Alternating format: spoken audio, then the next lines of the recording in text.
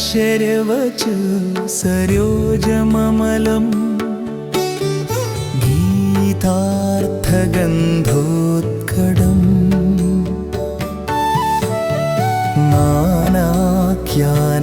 നാനാഖ്യാനകേസരം ഹരികഥാ സംബോധനാ ബോധിതം ലോകേ സജ്ജന ഷഡ്പദൈരഹരഹര